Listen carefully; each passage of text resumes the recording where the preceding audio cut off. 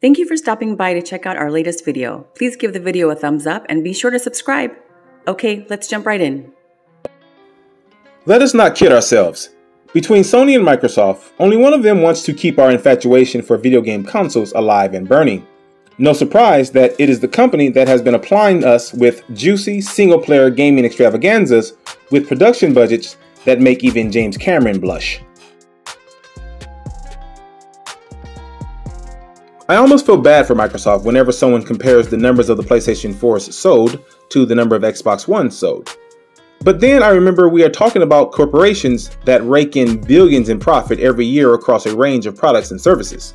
Still, when you are trailing behind your closest rival by more than half in unit sales, it is embarrassing. What is worse is that the Xbox One could have very easily avoided this predicament. If Microsoft had heeded the alarm bells their own fans have been sounding since the end of the last console generation. From 2011 onward, the Xbox 360 had given up on bolstering its lineup of fresh, original IPs, and resorted to coughing up fun but predictable games from the Halo, Forza, and Gears of War franchises. The same three franchises that Microsoft has been milking for the Xbox One. Not only has Microsoft not made any effort to produce exciting and innovative games to invigorate their player base, they have also made all, with the exception of Halo 5, their biggest Xbox One game releases available on Windows, often on the same date, giving gamers even fewer reasons to purchase an Xbox One. For better or worse, Microsoft seems intent on continuing this simultaneous games release model for the Xbox Series X.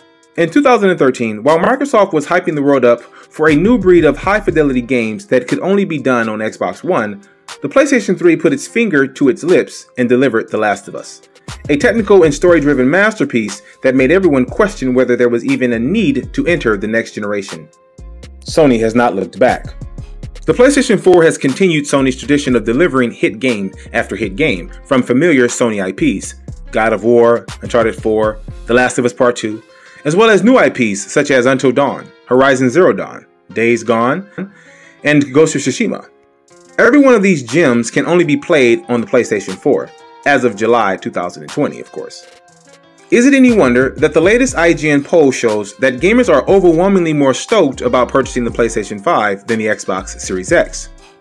We know Sony will stick to their tried and true strategy of emphasizing AAA first and second party games for their next console, which explains their purchase of Insomniac Game Studios for a whopping $229 million. The longtime Sony collaborator already has plenty of critically acclaimed and commercially successful PlayStation games in its repertoire, including the Resistance series and Ratchet & Clank, making one wonder why Sony had not snapped the studio up earlier. While Sony's overarching game plan for the PlayStation 5 is obvious to everyone, it would be foolish to believe that Sony does not have more tricks up its sleeve. For one thing, Sony has yet to unveil details of its successor to the PlayStation VR, another trump card that Microsoft has no answer for. One can only hope that Sony will offer a VR device that is technologically comparable to the Index. Who knows? Maybe Valve would be tempted to port Half-Life Alyx to it. But hold up. Microsoft does not deserve to be counted out just yet. For starters, the Xbox Series X has a slight edge over the PlayStation 5 in processing power. It is almost guaranteed that it will also undercut the PlayStation 5 on price, thanks to its lack of proprietary components. For instance, the Xbox One controller is wholly compatible with all games on the Xbox One Series X, but games made for the PlayStation 5 can only be played using the PlayStation 5's DualSense controller. Since 2018, Microsoft has also gone on a shopping spree for game studios, purchasing Compulsion Games, NXL Entertainment, Ninja Theory, Obsidian Entertainment, Playground Games, Undead Labs, and Double Fine, all pedigreed developers with a history of churning out quality titles. To say that Microsoft is no longer in the business of making great games is inaccurate. Instead, it looks more like the Xbox Series X is not meant to be pitted against the PlayStation 5 directly, but rather act as a Trojan horse to get folks signing up for Xbox Live, Game Pass, and xCloud, aka Microsoft's suite of online gaming services that will take them closer to becoming the Netflix of gaming. I would not be surprised if Microsoft eventually starts publishing games for Sony's console. Whoa.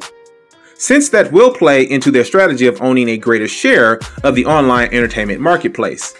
In this age of seamless digital media playback, Microsoft might be wise not to put all their eggs in a hardware war that is being dominated by two industry veterans. And there you have it. Thank you so much for checking out our video.